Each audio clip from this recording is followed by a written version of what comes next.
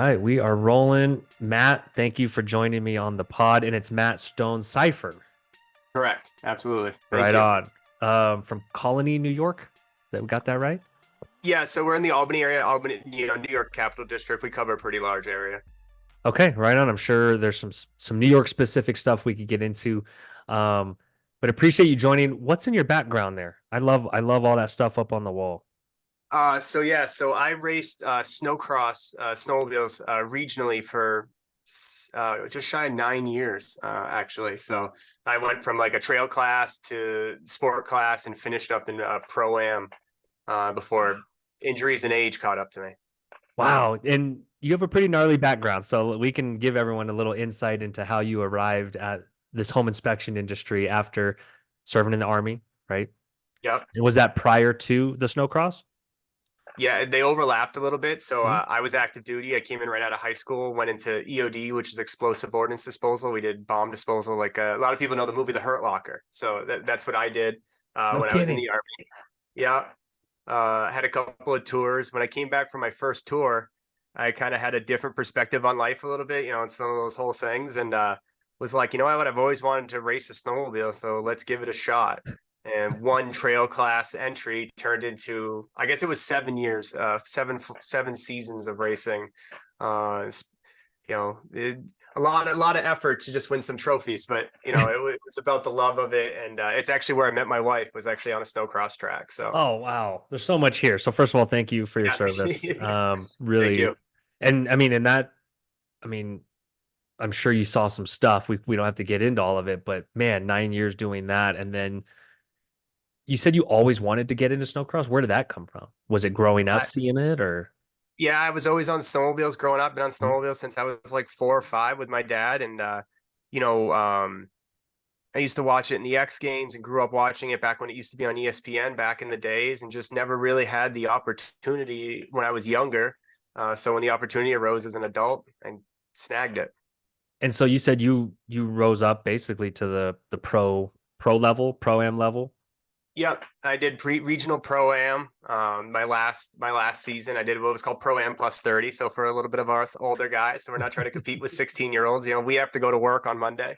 Um, but it was fun. The irony is it's like anything. The last like real year, I felt like I was really starting to get it, but my body was I couldn't hack it anymore. I'd broken a leg the year before, and my knees were starting to take some abuse. So Wow. So did you compete in X Games ever? Was that never made it to like the national or the big pro level, only really regional. So East Coast stuff. We went from like western side of New York, Pennsylvania to as far east as Maine. I've been up in Canada before racing there's a big race up in there in Valcourt, Quebec, called Grand Prix de Valcourt, where the skidoos are made.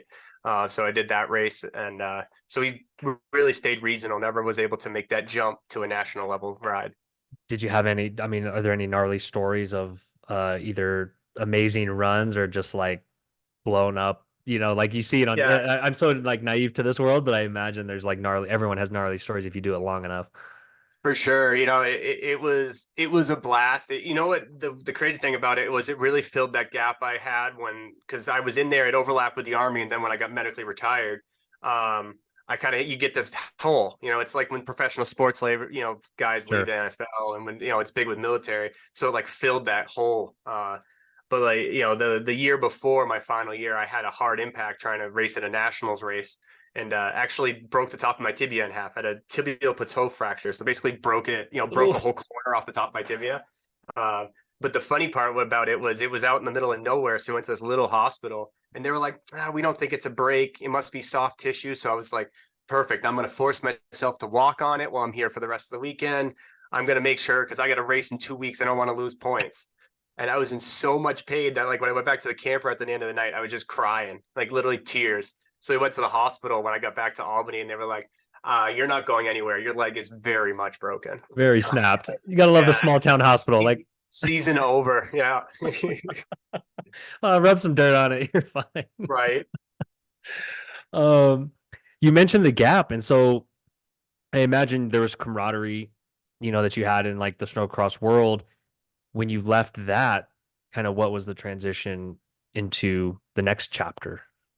It was probably just as hard as when I left the military. It was we still kind of stayed part of the community. I actually, the year after I retired, I went and worked for the circuit. So Oh, I was cool. lead flagger. So I worked on the finish line and then actually had a weekend where I was race director because our race director was out. And since I was lead flagger, it was kind of the next hop up. So that was a pretty cool way to kind of finish my snowcross career, was have an opportunity to work for the regional circuit. But it was a hard hole to fill, after that gap of time. I found myself kind of falling out of shape because you don't really have that reason to work out anymore. That was my thing. All summer you trained for snowcross. So it took me a while to find my groove, but ultimately I think owning this company has really filled that groove in that spot, again. I there's so much here that resonates with me because I was a high school, college athlete, played a partial season semi-pro in the Philippines, and then after I was like officially done with basketball, it was like, what did I train? I was like, nothing to train for. It's like, oh, so I got really out of Yeah. shape and didn't feel like I had that drive anymore. And then being an owner of a company kind of reinvigorated that. So like, what? How did you translate the mindset into kind of the business world? Because to me, the sport of business is very fascinating to me. I followed like Mark Cuban growing up and like rechanneling that in. A lot of Yeah. people probably would love to hear what's in your head when you thought of that transition. Yeah, it was an interesting one. As we talked about previously, it was, I had an interesting realm into business ownership in the inspection world. When I first got out of the army, I did a little bit of contracting like a lot of people do, and just didn't really like, I was good at doing it, but the business side I didn't really understand. I didn't really have any training or any background in it. So then I got my home inspection license and got hired by Ace Home Inspection. So Hmm. I've been here for 5 years. Me and my wife both worked here. And then, what I really saw was, especially once my snowcross career ended, was I just dove in, eventually became inspector manager and just really dove in and understanding the business side of it and understanding conflict resolution and understanding, making sure you understand every aspect of state law and SOPs to really know the ins and outs in it, which is how I was, you go back to snowcross, I could pretty much tell you the whole rule book off the top of my head because that's part of getting ahead, is knowing what you can do and what you can't do. And I found that, business is very similar. And then when we purchased the company and took over ownership, it was just tenfold. And that's where I found so much pride and so much enjoyment in doing that side of it, just, knowing, especially knowing the numbers, knowing growth, knowing market percentage, knowing all that critical background information, I feel is such a nice transfer. And it's just not something that you want to like, maybe obsessed is the bad word, but that you can really, just take this pride and really just feel something with. And be all in, right? Like to me, All just right. like living Excellent. life feels so good when you can like be all in and be vulnerable and dive into things. And I love your background because to me, the discipline of anyone that's served, whether it's firefighter, cop, military, I love that for home inspectors. But then also anything athletic in the background also gives another level of like pushing yourself physically. And then in business, you realize like, oh, pushing yourself in business is nothing like pushing myself in anything else I've done. So I can go levels higher in business. Right. Have you like noticed that or felt that when you're like physical pain's like way harder than like, Yeah. well, in It, some ways. some ways, Yeah. when you're stressing or, business is down, it's a whole nother thing. But Emotional emotional yeah, pain can be worse. but I do find, sometimes I almost wonder, could I be working harder? Because you're used to that, like you have to just give it 110% all the time. And, I think I'm sure you guys have discovered, growing Spectora, and even I've discovered on the inspection side is that, sometimes you can't give it 110%. Sometimes you got to take some time for yourself and step back a little bit, which can be hard. Um, but I think something that even closed the gap. I was talking about this with one of the coaches in the coaching program we're part of, is that I was watching the movie Gran Turismo on an airplane, and they were talking about that passing is the art of commitment. And I was like, I don't know, something about that kind of resonated. And I feel like, business is very, advancing in business and being successful is, a big part of it is commitment and consistency. And I feel like that one line in that movie just kind of stuck with me because I felt like that bridged that gap from sports and racing into business. Oh, I am such a fan of drawing parallels from sport to business, or a prior life to business. We use those like metaphors and analogies all the time, Spectora, in terms of like we have a lot of ex-athletes, and so it's easy to translate it. You bring up a good point though, where physical, it's like your body just kind of stops at a certain point. Yeah, you can push it and push it, but your muscles at some point tap out. Whereas the way Mark Cuban put it, business is 24/7. So like you literally can almost always be doing more, which Yeah. leads to burnout and family, Yeah, for sure. family time can suffer. And so I think as entrepreneurs, it's like we can all relate on some level of like, man, there's no end line and there's no like stopping point. And I find too that like such a big part of like the entrepreneurial thing, especially in like social media, is this whole hustle culture thing. You've got to, it's got to be every part of your life. You got to wake up business and go to sleep business, and you got to take 16 hours of your day towards business. And you ultimately, you get at some point, you go, is that really sustainable? Like, all right, I do have a family, I've got a house, like I don't, this whole concept of like, well, you got to like live in a shack and build your business, and you can't have personal items. And it's so, I don't know, it's not pushed, but it's such a big part of what is across social media now that sometimes you can kind of lose the reality of it actually, and the reality of actually having like a complete life and a successful business, which is definitely possible. That's a great point because yeah, that doesn't get as many clicks and shares, right, as Right. the hustle porn of like, oh, you can have it all, but you just have to like I have trash your 3 health. days in a day. My day is 3 different 8-hour days and that whole thing, which is like, you're like, okay, I kind of see what you're getting at, but maybe if I was raking in $10 million or $20 million, maybe, but Yeah. those of us that live in the real world, there is some differences to actually functioning in the real world and maybe not ending up divorced and having a life with your family and things like that. Yeah, and those are stories we should promote. And like I think, we're starting to promote more of those. IUB does a good job of like modeling the balanced life of paying yourself well and growing your business because it can be done. And so Right. there's ways to do it. You mentioned buying the business that you were working at. So talk to us a little about how that came about, like when it first maybe even came up as a thought, whether it's you or the prior owner. For sure. So, when we had kind of waited, me and my wife had both made our way up through management. So she was hired to answer the phones. I was hired as a commissioned inspector and kind of worked my way up to lead inspector and then inspector manager as we grew, especially during that COVID boom where everybody was just hiring and you could just pretty much be as big as you wanted to be. Right. Um, and same thing with my wife. She ended up being operations manager and basically running all of the back office stuff for the business. It allowed our owner to kind of pursue some life that he hadn't been able to do over growing this business since 2008. Um, so we kind of talked about what's the next step. And I think the plan had always really kind of been, especially as I was moving up through, for us to take some degree of ownership. We had talked about some sort of equity share in the company as it grew.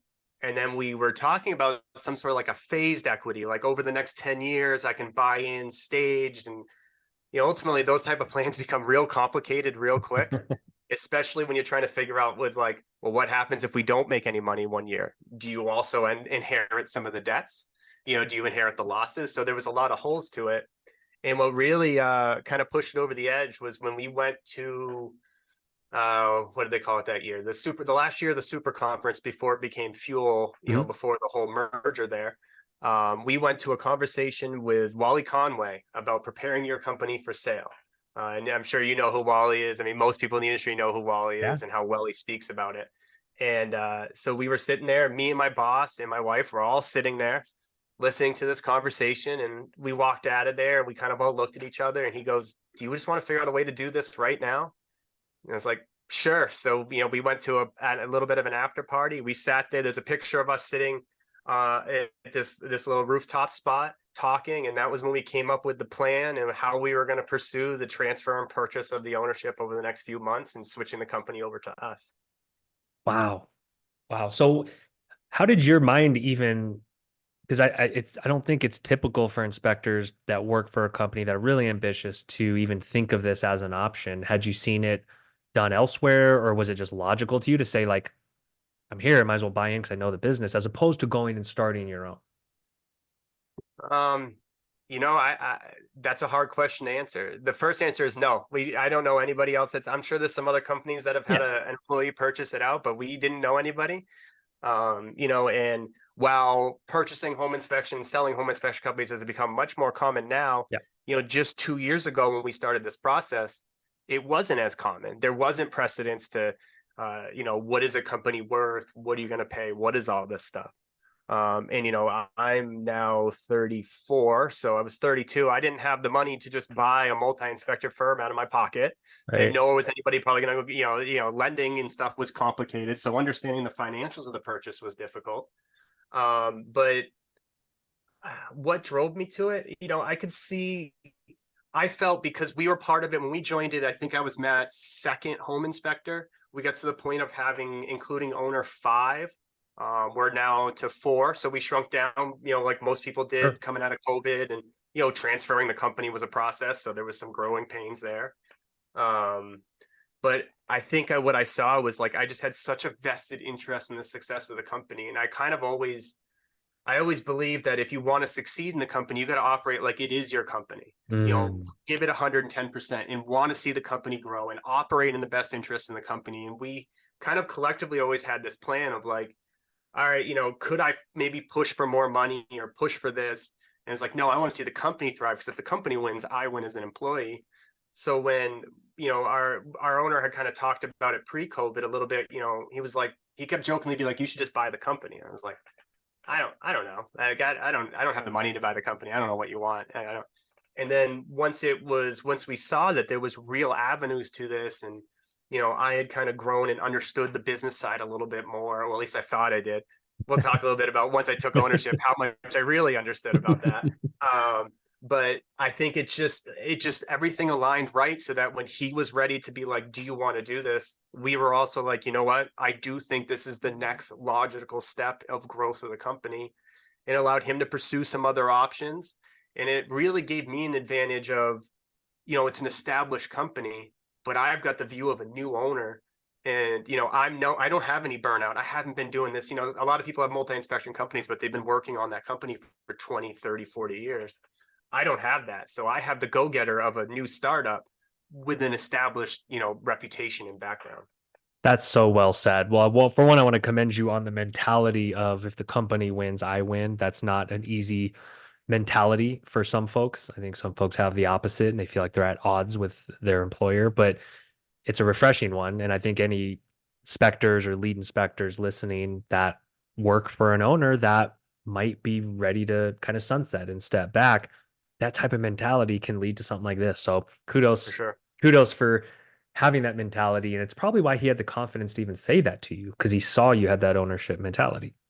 And he also, I believe, feels, regardless, ultimately a business transaction is difficult, and our friendship didn't really survive it, which it just is what it is. I'm sure you've been in business, you can understand that. Yeah. But I still know to this day that he knows that we are going to take this company as far as we can, but still be so in line with the concepts and the principles that the company was built on.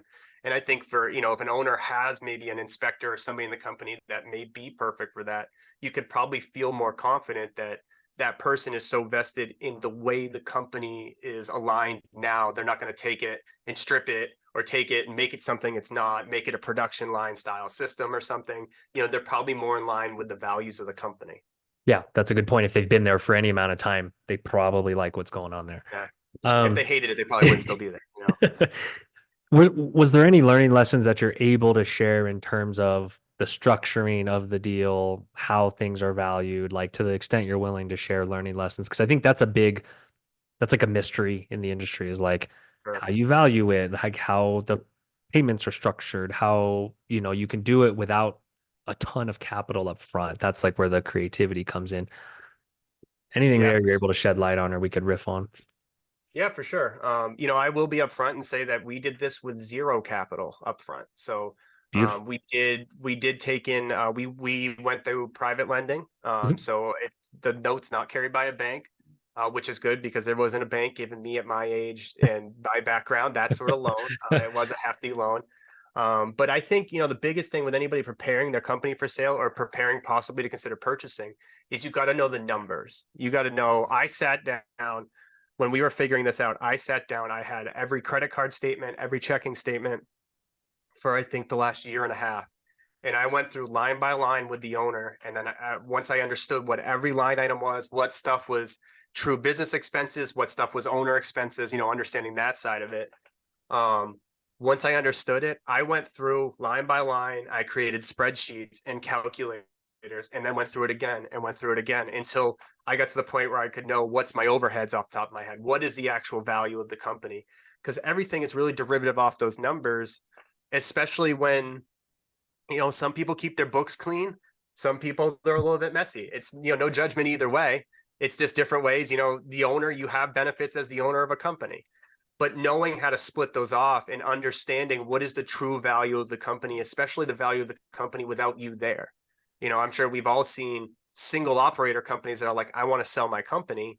And it's like, well, if it's just you, you're worth, what your phone number, your email, and maybe a percentage point of the sum of the cost of your tools, the values of your equipment. But ultimately, nothing else really transfers.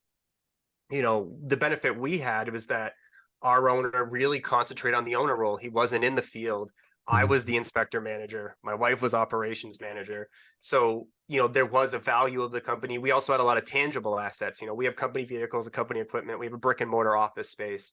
We operate as a true business. And since it was structured that way, it was much easier to put a thumb on what do we think the company is worth. And it was a lot of back and forth. And we did bring in, I think especially going through this process, people should never be ashamed to bring in people that know more than you do. We looped in people that do acquisitions and mergers, and we brought in people that are much bigger business people than we are, that are still understand the industry, but are at a whole nother level to be like, are we crazy in understanding this? Am I crazy in thinking that it should be this way? And having that intermediary actually kind of helped with some of the conflict of, I think I should be paying this. They think they should be paying that. You got to have somebody kind of in between that can be like, well, this is how this is typically done.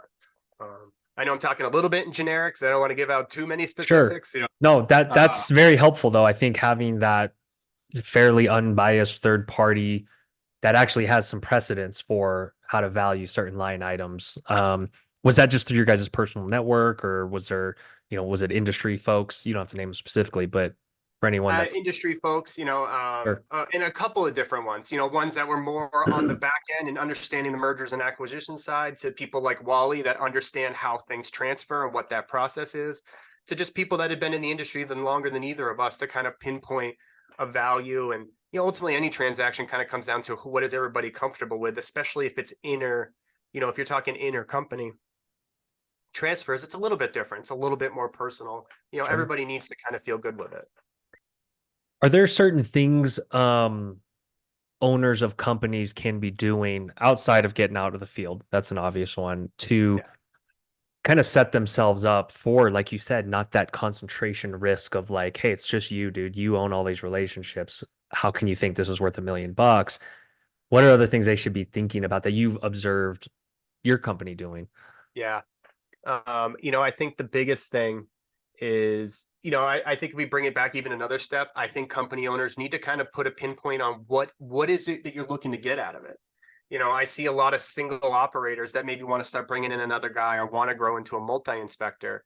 But I think sometimes they lack a little bit of direction or actual reason why they're doing that. Mm. Ultimately, I think some of the successes we've had in ownership, we're kind of separating. Now, ultimately, a company has to make money to be a company, or else it's a charity. Right. We're not out here doing stuff for free. But once we started getting to the point where we were sustainable and breaking even and we weren't losing money, I kind of stopped worrying so much about maximizing profitability. And I think once you step back and really align to like, what is your why of the business? Why do you want to be big? Why do you want to, why do you want to provide ancillaries? Why do you want to be the biggest guy in your area? Or do you even want to do that? I've talked to some people that talk about, I want to bring in inspectors. How do you become a multi-inspector firm? The first thing I point out to them is like, you probably make a decent paycheck now. You're a successful single operator. You need to understand that before you get to, there'll be a point where you can do that again. But that in between space, you're gonna have to take some hits, and you got to understand that if the market takes a dump, you're gonna take the hit before your employee does, or you should. If you want happy employees, you should. Sorry. So I think aligning yourself and figuring out, what do you want to do? What is your ultimate plan? Do you want an out? Is this just an income? Is it a job? Is it a career? Or are you developing a business? And I think after that, if your plan is you want to grow and you want to either design it to sell, or you want to try to, what can you do? See how big of a company you can build. You got to kind of stay aligned with that. I'm a real big believer in the books and the numbers, and the messier that gets, the harder any of that gets, the harder understanding scalability gets, and the harder preparing for sales gets. If you have a hard time, if you can't look at your books and go, I'm not 100% sure if this is a company overhead or personal expense, maybe looking at that and really understanding the numbers would be probably the biggest advice I give anybody that's looking at business. Even if you're a single operator, you should understand your books. Your business accounts should be separate. You should be able to understand fixed and variable overheads. Like you got to understand these rudimentary business concepts before you really go. I mean, ultimately, I didn't probably understand those before I took over the company. I feel I have a good understanding now, but I mean, we're always growing. I'm sure you probably are still learning and still. I mean, you can always be better. Oh gosh, learn. I mean, that's the beauty of business, man. You just when you think you know it all, you get smacked in the face with humility, and then it's like, Right. oh, there's so many levels to I this. mean, Elon Musk still makes business mistakes, and I mean, at a much bigger number than anything that me or you are Right, making. So, I mean, right. it's always a learning process, and I it's risk. Yeah, yeah, and I love the learning the lesson here of whether your why is I want to sell someday, or I want a legacy business, or I just want to make a good living, I'll figure it out later. There's not a case against knowing your numbers. There's not a case like to not know your numbers against that. So I think everyone just like the QuickBooks, making sure you have an accountant, right? It's like Yeah. a lot of these basics will set you up for success regardless of what you want to do. But I really like how you said figure out the why. That starts with why book. I read that a long time ago. I probably need to reread it, but it'll help guide decisions. And I think it makes decisions easier when you know your why. Because if your why is I want to exit the business someday, that pre-decides a lot of decisions already, right? Right. Kind of like Right. what you're Now, saying. now you can start building that from the beginning to go in that direction. But also, if you want to make, if somebody's why, if you want, I want to make a home inspection company that does $3 million a year. Well, you got to look at where you are. If you're in, like where I used to be stationed in Watertown, New York, population up there is not going to support that. So understanding and Mm. setting, goals are great, but there has to be some sort of, concrete backing of it, understanding, that even comes back to understanding your numbers, not just at a financial aspect, but understanding like your population, your density, and, what is your percentage of home ownership in your area? What is your potential for growth? Here in Albany, once we outgrow the capital district, I don't have a quick jump to another metropolitan area. I could go like west, our next biggest metropolitan area is probably Buffalo. Buffalo is like a 6-7 hour drive from Ooh. where I live. Not going to make that jump. New York City, Long Island, that's an entirely different animal than upstate New York, completely different process. And there's major established companies down there. Not going to try to make that jump. So, I do understand that we're going to have a cap that we're going to hit eventually. We have Yeah. some other companies that we're diversifying to for that reason. But, understanding your area you worked in too. That's huge. Yeah, because I think some inspectors don't even know what goes into breaking into a new market. And there's lots of companies in these coaching groups that have done it. They've made the mistakes, they've Yeah. burned the money, and it's like go talk to them. There's lots of companies that have failed at it though too. Exactly. I've heard a lot of war stories of trying to get into a new market and then closing it up 6 months later. Um, you mentioned diversifying a little bit, but I want to ask first, do you think we're just at the beginning of kind of more of these types of mergers and acquisitions happening? Because my quick little position on it is consolidation happens in almost every industry at some point. Our industry is not set up well for it, given the challenges with structuring deals, or valuing relationships partly, Right. right? With this. Do you believe most companies should be thinking more about how to sell their business someday because there's no retirement plan? There's no, not everyone has a pension. Like this is what Right. people's life work is. And part of me, like my heart like bleeds sometimes where I'm like, some of these guys are just going to hang it up one day and the income stops. Like, Yep. how do you view this in a broader context in terms of the industry and how people are thinking about it? Because I think everyone should be thinking about at least what their exit is. For sure. And I think you probably find, I know you guys work a lot with IEB. I'm a member of IGO. Both communities talk a lot about that. What is your long-term plan? Yeah. Do you have now? What is your plan? But I do think, I mean, we're seeing it, right? I mean, consolidation is happening. We can't pretend it's not. It is happening. Um, and there is some shifts happening too. There is, we're largely relationship based, and everybody would tell you that's how the home inspection industry works. And then go talk to Harmony Brown at Greenworks and find out how they market, and it is direct to consumer. That's more scale. I mean, there's a scalability aspect and a sales aspect to that most of us don't understand. A lot of us don't put a lot of money into Google, into ad work. That's changing as a lot of bigger companies are now exploring and really capitalizing on. But I think that um, there is going to be further consolidation. I mean, once it starts, it's going to happen. It's happened to probably almost every other industry. I mean, just look at what's happening around us with RWS and Porch and all this stuff. I mean, there is major consolidations happening even Huge. in our in the outer areas of our industry and not just within our industry. And there's even large conversations that are happening now at these coaching events and at these conferences about how do you prepare for sale. There's definitely going to be a shift happening. I've heard a lot of people, kind of bringing it back to what happened to the HVAC industry not that long ago, where they used to be all these mom and pop shops. And now they're all, I mean, any major, we got, there's companies here that have 50, 60, HVAC technicians, now they're these big companies. And then there's even those like, was it Benjamin Franklin and some of these companies or whatever that company, we don't have it here, but whatever those companies are that are nationwide plumbing and HVAC companies. Yeah.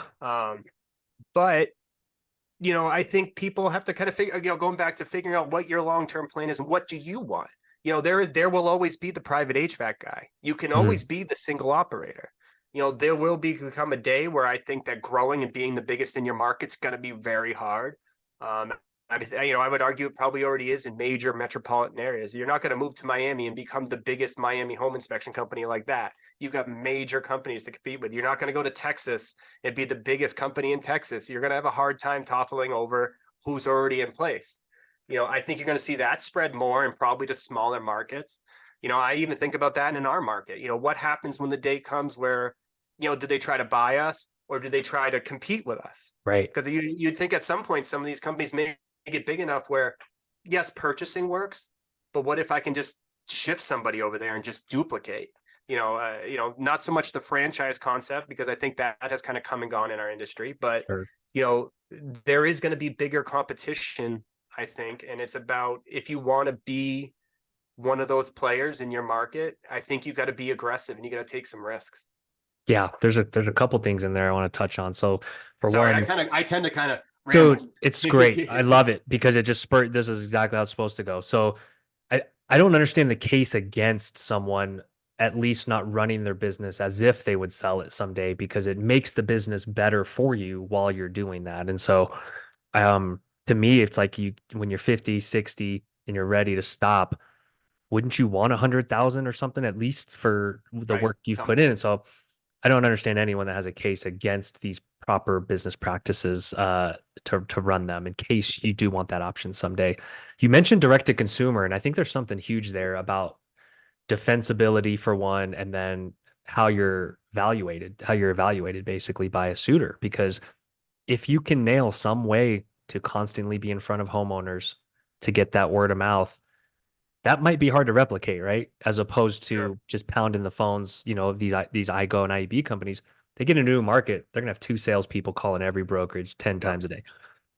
They can do that. But to build deep community relationships direct to consumer, that's worth something, right? Like if you were trying to buy someone in Buffalo and you just knew they had those deep relationships that you could kind of step into, that probably lends itself more towards the acquire rather than compete. Right, absolutely. I mean, if you've got that brand recognition, and if you go to Buffalo and you talk to anybody and they go, "Oh, home inspection, it's whatever." I mean, it's what we all want to be. When someone says inspection software, you want to think Spectora. When Right, someone right. comes to Albany and wants a home inspection, I want them to go, "There's Ace and there's some other companies." Yeah. That's what we all want. So, I mean, if you are that guy, even if you're just that one single operator in your town, but you are that guy, I mean, there's some inherent value in that versus if you're just another person on a list with a phone number and an email. What advice would you give to, a lot of solo inspectors that are doing really well and thriving, maybe not thinking about the path to acquisition? What advice would you give them, or even small multis, um, to kind of up level their business while thinking about this as a potential path? I think, what I think the biggest thing that you could benefit from in this industry in that direction would be, I think you got to look at how you look at the whole process. I'm a really big, and it's really easy to get sucked into in the home inspection industry, to get sucked into, it's us versus real estate agents. It's Right. us versus other people in the industry, in the real estate transaction. And our company doesn't look at that way, and neither myself. I've actually kind of forced myself to reprogram and look at that differently. Where ultimately we are on the same team. We're on the client's team. Us, the lawyer, the mortgage person, the agent, everybody involved is on the same team with that client. So I think that making sure you look at things the right way, because we all see it on the social media platforms from newer agents, or from not from newer agents, from newer inspectors, where they're like, I called this out and this agent just isn't like that. I called it out and they don't want me on their inspections anymore. And who are they to say this? And it's like, well, if you take a step back in those scenarios, if I hear somebody doesn't like me, I love it because I want to contact them and I want to know why. I'm not going to sell you. I'm not going to try to sell you on my company. I want to know what your opinion is of me. Is it, what you find is a lot of times it's, people misunderstanding, people misrepresenting, or, or maybe you just don't align with that person's beliefs. Maybe that specific person wants the transaction to go through every time and you don't align with them. And I go, okay, I'm not going to start a war with them. I don't need to start an argument with them. It's not about my ego. I go, okay, maybe we see things differently, but I can respect that. There's multiple different opinions and ways to look at this. And I get that. And sometimes that person will now even respect the fact that, like, yes, we see things differently, but they didn't argue with me. But what I have found is like 99% of the time when that happens, I'll call the agent, or I'll call the broker, or I'll call somebody involved if I find this out. And I go, hey, can we have a chat? I'm just looking to better what we do. I'm not saying you have to use me. I'm not going to sell you. I appreciate you probably have your person. Let me understand what you were, what do you not like about us? Maybe it's something that I can make sure that we're better for the people we do work with, and more importantly, better for the buyers or the sellers we work for. I mean, a lot of times it ends up being that you find that you're actually on the same grounds, or just the fact that you're willing to make that phone call is huge. So I think, that's a single operator can do that. A new inspector in a market can do that. Don't always be like the guy with the card saying, use me for an inspection. Be learning, understand where they're coming from, understand that, a lot of these agents are doing the best thing they can for their clients, but they also, their life is dependent on selling a home. And you got to be compassionate for the fact that that can cause some weird conflict internally in them. I think, if you look at it from that perspective, even as a single operator, you could grow just off of you could be the guy in your market that is understanding. You may be the only guy in your market that can communicate to a client without terrifying them and still inform them. There's a lot that can do to kind of bridge that gap. There shouldn't be a gap between us and agents. We should be on the same page. If I say this is a major deficiency, I want the agents that refer us to be like, I trust them. It is, let's work forward. Let's figure out an answer, rather than trying to butt heads. A lot of times that conflict comes from a bad experience. Gosh, I love how many times you said the word understand, because it's such a disarming word. And when you say, help me understand, it does something to the brain. It like short circuits the attack mechanism in some people to say, like, oh, we're just collaborating here. Yeah. Cool. I think you said it probably 98% of the time, it's a miscommunication or a misunderstanding of expectations. And then that's like most conflicts, I think, between agents and home inspectors. I think it's most conflicts just in general. In life. In Yeah, life, that's a good point. Me and my wife talk about that all the time. We're just like, I think my expectations were poorly set. That's what Yeah. this is all about. Yeah, I completely agree. And I think we can continue to elevate our industry by having that perspective more. And I love hearing that, because we can set the example for the agents. We don't have to just always point the finger at them, because believe it or not, a lot of them are high integrity, quality people that are just trying to make a living and do what's right for their client. And sometimes that does include acknowledging huge foundation defects that might make the home not a good fit. And that's okay. Yeah. And we all have to live with that. You should do a training on like some of these soft skills for inspectors. I think that'd be maybe for Spector Academy, we'll get you on there to do some trainings, because it doesn't get talked about enough. Even these common phrases that you just mentioned in life, I don't know if they always happen with certain inspectors and agents, of seeking to understand. I do want to pivot to going back to when you did step in the shoes of the business, step in as the owner. One, how long did that transition take before it was kind of like previous owners, like hands off? And then we'll get into lots of the learning lessons and the booby traps that are set for owners and entrepreneurs. For sure. So with us, we did basically a clean break transaction. So it took Mhm. us 3 to 4 months to do contracts, establish LLCs, figure out what transfers and what doesn't. Things like EINs and stuff. Regardless of how you do stuff, they don't transfer. Um, we had to do bank accounts and switch credit card processing and figuring out all of this stuff you have to establish. Figuring out what is your purchase process going to be. Are you buying the whole company? Are you doing an asset purchase where you purchase the assets and the right to use the name with a separate LLC? Figuring out, in having legal counsel set up so that you have, I would never recommend anybody just goes at this. He had his lawyer, I had my lawyer, so we could figure out the legal ways of doing this. But once we took over, which was January 1st of last year, it was a clean break. So I kind of wanted he wanted the opportunity to pursue some other things he was doing. I wanted the opportunity to take the company in the direction that I wanted. So we kind of had a clean break. We had some communication, if I had questions but we still, for legal purposes and to make things clean, a lot of stuff still went back and forth through like the lawyers. Sure. Like, hey, this bill was passed, this bill actually dates back to December 12th, give it to the lawyer and they would figure, we figured everything out, because some things, it's hard to have a clean break sometimes, For sure. especially with a lot of tangible assets. But we kind of did a clean January 1st. It's Ace Home Inspections, but it's Ace Home Inspections with Matt and Sarah. It's not, which Yeah. was confusing because our previous owner was also Matt. So Right. it's still confusing people now. Which could be a minor benefit to be like, oh, it's still Matt. Yeah. Like, Right. Yeah. Matt's I've still had some running the people be show. like, oh, I love you. And I'm like, oh yeah, I want to work with you too. But like, I just want you to know that I'm not, I'm Matt Stonecipher. And they're like, I am a different we human. worked together in the past. Like I'm different, but we're still Ace. Like we're still doing, and we've even grown off the same principles we were before. So it definitely has some benefit, but it causes a little bit of confusion sometimes too. Yeah. Yeah. So, okay, you jump in at this point 15 months ago. Yep. What were those first couple weeks and months like? Like, what were some of the things that you were like, oh, it's like that? Yeah. Terrifying. It's probably it. There was a lot of me late at night, not sleeping, looking at my wife, going, "Did I just destroy our lives? If we default on this, we're going to lose everything. Like this Yeah. is, I don't have a backing here to survive if this doesn't work." I'll talk a little bit later about. I actually think that was a benefit. But you got to look at it like this. You go back to August or so. 2022 is when we agreed to buy it.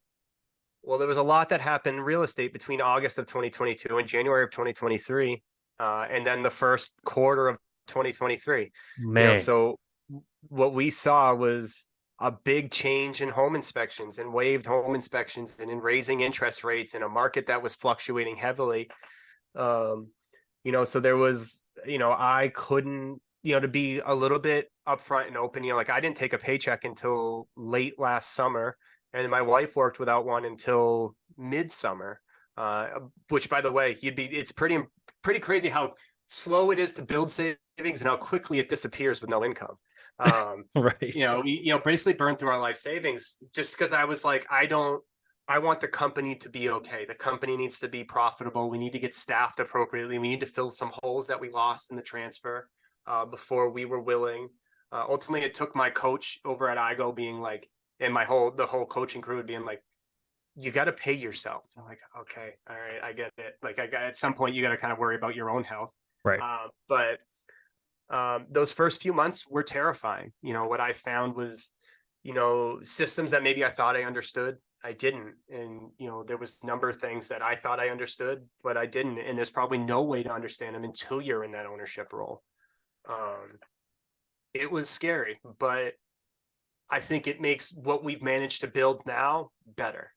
I think we had a benefit to buy in probably one of the worst times the company has had in the last probably 10 years. If you had bought during that COVID boom, that dip would have been bad because you would have just been like, oh, we're good. And then, Boom. if you have to do that grind in the beginning and you got to kind of be like, all right, we've got a marketing budget this week of, this month of, well, literally negative, but we can afford to maybe spend $200. How do we make $200 marketing work for a month in a company, not a single operator? So we went back to basics. We did, going around to offices, we did, cold emails and cold calls. We do a lot in back end email marketing. So we went back to low cost, going back to the old Mike Crow days of low cost, no cost marketing concepts. That's what, I have, we have the marketing boot camp books. I'm going through all those and I'm like, this won't cost us any money. Let's try this. Let's figure out what works. And it was really a cool but stressful way to learn the ropes in the beginning. But I'm not gonna lie, it was terrifying. The first time in my life that I was like, if this doesn't work, I don't know there is no exit plan. I had a lot of people ask me, what's your exit plan? I was like, to succeed. There isn't one. In hindsight, did you become thankful for that this must work kind of mentality? I mean, it's that whole, they talked about it in our last conference. It's that whole burning your boats. You got to burn your, I had no way out. It's to succeed. People would ask, well, what if it doesn't work? I'm like, well, there isn't no, it doesn't work. It's going to work. You had a little bit of like, I was ultimately like, all right, I know what number we need to make. I'm pretty sure that if I had to let everybody go and I did every inspection, we could probably survive at least for a little while. But it would hurt. But it'd be It would painful. hurt, and it would be hard to come back from. Yeah, that's a painful contraction. Anyone that's been through it, I've talked certain inspectors through it. It's tough. Yeah. I love the burn the boats thing. I think that's the mentality, and it's what I appreciate about your situation is that you got the experience as if you basically like close to started it from nothing, because that's the feeling you get in those first couple years. First year is like, we got to be lean, we got to make this budget last. How do I get in front of people? Like, yep. That's it. And having self-control too, that once you start doing well and being like, oh, maybe I could afford to take a little bit more paycheck, and going, well, no, I'm making a good, this is okay. What can we do in growth? Do we need some more staff? Do we need to start replacing our aging out vehicles? Could we, do we need another chim scanner, the sewer scope, more radons, what have you? Being able to budget appropriately. And admittedly, we also use a bookkeeping service for that reason. I have a tax account that does my personal taxes. I got a tax guy that does our business taxes, and we have a bookkeeper so that we have those checks and balances. And when we need a new company vehicle, Sarah's texting our accountant and being like, hey, these are the numbers, what makes sense? He kind of guides us in the right direction and says that makes sense, or like, hey, do you really need that right now? And leaning on those people in those times was definitely a benefit. I love that. Know your numbers, or hire someone that knows your numbers, because we cannot trust our own emotions when it comes to taking money from our businesses. Right. It's going to beat us. It's going to beat us 9 times out of 10 if you're just like, how do I feel today? I feel like I want more money. Yeah. Well, I'd really like a new car. Yeah. Do you need a new car? Yeah. Wants and needs, right? Yeah. But let's fast forward a little bit more. You guys have had pretty great success, owning the business, improving on it. Take us through kind of the, after those first couple months, finding your footing, what you guys did, and kind of how things started to kind of snowball from there. For sure. So I think the biggest thing, and I think this is something a lot of companies could take some experience from, right? Even in this current market, is we never stopped marketing. So when we took over, we had a girl that we moved into a full-time marketing position that was kind of an administrative assistant, part-time marketer. And, I told her right up front, I'm going to let my inspectors go before I let you go, because we can't stop marketing. So even when we were down to, I had, through the transfer with some losses we have, when I came out of the transfer, it was me and one guy. And then I had one guy doing septics, but I kept my marketing girl. And I told her, we're going to just grind through right now. I was like, I don't care. You may have to come help me dig a septic system, guide me with an excavator so I can justify your paycheck in my other company. But I'm going to make sure you're paid. But what we are going to do is double and triple down on marketing. And we have stayed true to that, even once it kicked up. Because, a lot of companies, you market when you're slow and you don't market when you're busy. Exactly. So we never stopped marketing. And I've seen a lot of people shrinking companies, and, it's easy to look at non-revenue creating staff, people that aren't out doing inspections, as people that you can cut. But that's a good way to start shrinking. So we doubled down on marketing. And even as we grew, we brought in a VA to do our online marketing and digital marketing, our email marketing. And now we moved that girl directly into in-person marketing. So even right now, she's out getting content and she's out marketing in offices while I'm here with you. I think that's a huge part of our success. The other thing, and it's kind of goes back to those principles I was talking about before, being compassionate to the agent and understanding them, is that we try to celebrate with them when we can. Going through and, something as simple as a happy birthday from Ace Home Inspections makes a difference to somebody. Congratulations on your baby. Congratulations on capping. Congratulations on your new brokerage. Welcome to the new brokerage you joined. Never a sales pitch. We don't push the company in any way. We just want to celebrate with them. That has been so successful to us. And you could do that as a single operator in the evening, just going through. I don't recommend going through on social media and only going through and clicking the predetermined like congratulations, but make it personal. Hey, that's awesome. Oh, that's, hey, it's awesome you did that. Make it something personal, or send them an email, send them a text message, do something to make it a personal connection, because that's where our success really is. I mean, there's a lot of offices, there's a lot of key players in our market. If you go to and ask them about us, they're going to rave, and they're going to ask you why you don't use us, because we have those close personal relationships, and it's based off of, common respect and relation. It has nothing to do with the sales pitch, or my guys will probably tell you I'm a bad salesman. When I'm on an inspection, someone's like, do I really need this? And I'm like, let me look. Maybe you really don't need that. I'm not good at upselling. But what I am good at is making a relationship, and I am in keeping those relationships and making sure they're not transactional relationships. These are people I truly care about.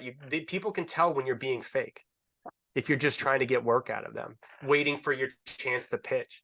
But like, I legitimately care about these people that we work with. And I think that shows, and that's a key aspect of what has really allowed us to grow within our community. Oh, I love that. Sometimes the non-upsell gets you more work somehow than what you would have sold, which is For the sure. irony of it all, right? By telling someone, no, this isn't appropriate. What if that agent observes that? What if that person is just like, man, Matt just kept it so real with me. I'm gonna tell my neighbors about him. Uh, There's a big agent we work with. I tell her this story. I tell everybody this story. So one of the things, she's one of my favorite people and one of my favorite agents, is I was at an inspection very early on, and we found a bunch of stuff wrong. The roof was leaking. This guy was kind of at the top of his budget. And I saw him grab that. I saw her grab that buyer and go, you look stressed. Do you still want to buy this house? If you don't think you want this house anymore, this is too much. We can just end this right here. We can go back on. I don't care about selling you a house. I want to sell you the house you want.